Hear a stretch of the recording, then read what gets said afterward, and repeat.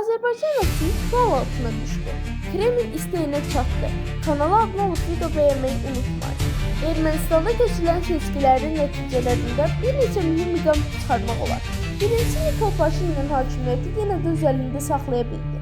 Amma mandatların sayına və imkanlar nisbətində baxdıqca görürük ki, əvvəlki dövrlə müqayisədə zəifləyib və tək başına bəzi mühüm qərarları qəbul etmək imkanları məhdudlaşıb. Bu sözləri Axaras açıqlamasında Azərbaycanın keçmişi Xarici İşlər Naziri Poltərif Tofiq Zülfüqarov Azərbaycanda keçirilən parlament seçkiləri barədə danışarkən deyir. Nəyə görə bu məsələ Azərbaycan ictimaiyyəti üçün əhəmiyyətlidir?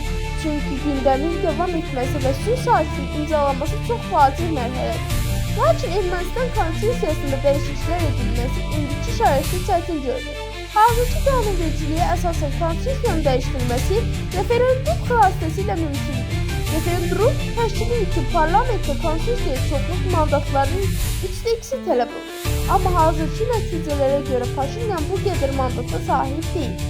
Deməli, referendum keçirilməsi və konstitusiya dəyişməsi sülh prosesinin yekunlaşması və sülh şartının imzalanması da mümkün olmayacaq. O vurğulayıb.